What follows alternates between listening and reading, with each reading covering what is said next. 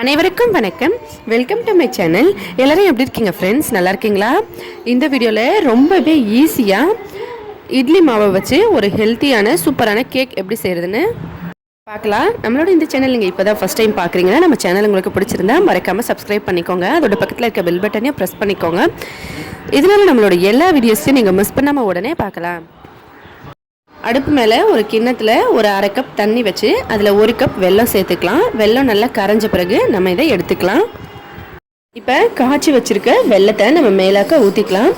அடியில் தூசு அந்த மாதிரி சின்ன சின்ன தூசி மண் மாதிரி இருக்கும். அதனால தான் நம்ம வெல்லத்தை காய்ச்சிருக்கோம். மற்றபடி நீங்கள் சுத்தமான வெல்லம் இந்த மாதிரி மண் தூசியெல்லாம் இருக்காதுன்னா நீங்கள் அப்படியே கூட சேர்த்துக்கலாம். இடிச்சிட்டு இதில் நெய்யில் வறுத்து வச்ச தேங்காய் துருவல் ஒரு அரை கப் அளவுக்கு சேர்த்துக்கலாம். தேங்காய் துருவலை நான் நெய்யில் லைட்டாக வறுத்து வச்சுருந்தேன். இதில் ஒரு 1.5 கப் அளவுக்கு இட்லி மாவு, நல்லா கெட்டியாக இருக்க இட்லி மாவு சேர்த்துக்கலாம். இதையும் சேர்த்துக்கிட்டு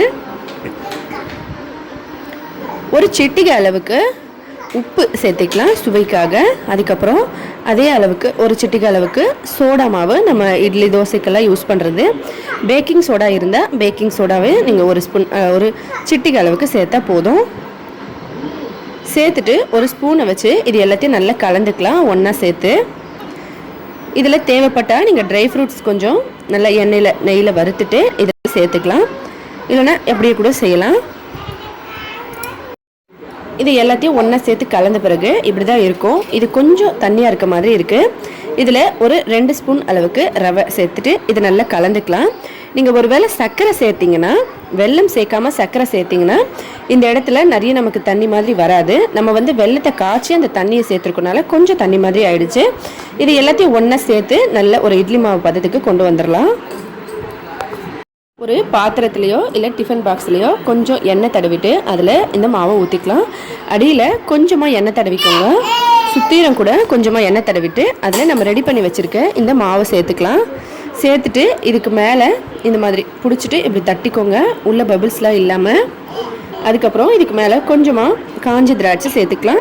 நீங்கள் ட்ரை ஃப்ரூட்ஸ் எது வேணாலும் நெய்யில் வறுத்து அதிகமாக கூட சேர்த்துக்கலாம். இல்லைனா டூட்டி ஃப்ரூட்டி கூட சேர்த்துக்கலாம். இது எல்லாத்தையும் இந்த மாதிரி சேர்த்துட்டு அதுக்கப்புறமா இது நாம் ஒரு இட்லி பாத்திரத்தில் அடியில் கொஞ்சம் தண்ணி ஊற்றி இந்த மாதிரி ஸ்டாண்ட் வச்சுருக்கேன். அதுக்குள்ளே இதை வச்சிடலாம். இந்த மாதிரி வச்சுட்டு மீடியமான ஸ்லோ ஃப்ளேமில் வச்சு ஒரு 20 நிமிஷம் இதை நல்லா வேக வைக்கலாம். இது நல்லா வேகட்டும். நல்லா தட்டு போட்டு நம்ம இதோட மூடியை போட்டு நல்லா மூடி வச்சிடலாம். நல்லா வேகட்டும். இப்போ ஒரு 20 நிமிஷம் ஆயிருக்கு. ஓப்பன் பண்ணி பார்க்கலாம். பார்த்துட்டு ஒரு கத்தியோ இல்லை குச்சியோ ஏதாவது வச்சு நம்ம இதை வெந்துருச்சான்னு சொல்லி அதுக்குள்ளே வச்சு குத்தி பார்த்தோம்னா தெரிஞ்சிடும். இது இப்போ நல்லா வெந்துருச்சு.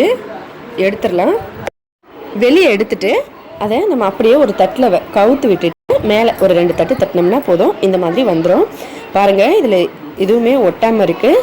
எவ்வளோ சூப்பராக வந்திருக்கு பாருங்கள். பார்க்குறதுக்கு எவ்வளோ அழகாக இருக்குது. நமக்கு கேக் ரெடி ஆகிடுச்சு. இப்போ இதை திருப்பிக்கலாம். ரொம்ப சூடாக இருக்குது. இதை திருப்பிக்கலாம். பாருங்கள் எவ்வளோ சூப்பராக இருக்குது பாருங்கள் ஃப்ரெண்ட்ஸ். பார்க்குறதுக்கே ரொம்ப அழகாக இருக்குல்ல. நம்ம நார்மலாக கேக்கு செஞ்சால் எப்படி இருக்குமோ அதே போல் இட்லி மாவில் நம்ம இந்த மாதிரி கேக் செய்யலாம். தினமும் இட்லியே செய்கிறதுக்கு அந்த மாவு வச்சு இந்த மாதிரி கேக் செஞ்சு கொடுத்தோம்னா வீட்டில் எல்லோரும் விரும்பி சாப்பிடுவாங்க. அதோடு இது ரொம்ப ரொம்ப ஹெல்த்தியானது. இதை கட் பண்ணி பார்க்கலாம். சூடாக இருக்கும் போதே கட் பண்ணுறேன். நீங்கள் ஆறின பிறகு கொஞ்சம் கட் பண்ணிக்கலாம். இது சூடாக இருக்கும் போது கட் பண்ணாலும் பாருங்கள் எவ்வளோ சூப்பராக இருக்குன்னு, எவ்வளோ சாஃப்டாக இருக்குது. இந்த கேக்கு இட்லி மாவில் செஞ்சோன்னா யாருமே நம்ப மாட்டாங்க ஃப்ரெண்ட்ஸ். அவ்வளோ டேஸ்ட்டாக இருக்கும். அதோட ரொம்ப ரொம்ப ஹெல்த்தியானது. இது எவ்வளோ சாஃப்டாக இருக்குது பாருங்கள். பின்னாடியும் ரொம்ப அழகாகவே இருக்குது. நம்ம நார்மல் கேக்கு எப்படி செய்வோமோ அதே போல் இருக்குது. பார்க்குறதுக்கு சுவையும் ரொம்ப ரொம்ப சூப்பராக இருக்கும். தினமும் இட்லியே செய்கிறதுக்கு நம்ம இட்லி மாவு வச்சு இந்த மாதிரி கேக் செஞ்சு கொடுத்தோம்னா கண்டிப்பாக வீட்டில் எல்லாருமே விரும்பி சாப்பிடுவாங்க. அதோட இது ரொம்ப ரொம்ப ஹெல்த்தியானது. கண்டிப்பாக ட்ரை பண்ணி பாருங்கள் ஃப்ரெண்ட்ஸ். காலையில் இட்லி மாவை இந்த மாதிரி ஈவினிங் டைமில் கேக்காக செஞ்சு சாப்பிட்டு பாருங்கள். ட்ரை பண்ணி பார்த்துட்டு எப்படி இருந்ததுன்னு சொல்லி மறக்காமல் கமெண்ட்ஸில் சொல்லுங்கள் ஃப்ரெண்ட்ஸ். இந்த வீடியோ பிடிச்சிருந்தா லைக் பண்ணுங்கள். உங்களோட ஃப்ரெண்ட்ஸுங்களுக்கெல்லாம் மறக்காமல் ஷேர் பண்ணுங்கள். நம்ம சேனலை பற்றி சொல்லுங்கள். நம்ம சேனல் பிடிச்சிருந்தா சப்ஸ்கிரைப் பண்ணிக்கோங்க. மேலும் இதே போல் இன்னும் பல புதுவிதமான வீடியோஸ் எல்லாம் பார்க்குறதுக்காக ஹெல்த்தியான சமையல் வீட்லேயே சமைச்சு சாப்பிட்டு ஹெல்த்தியாகவும் சந்தோஷமாகவும் இருங்க. நன்றி, வணக்கம்.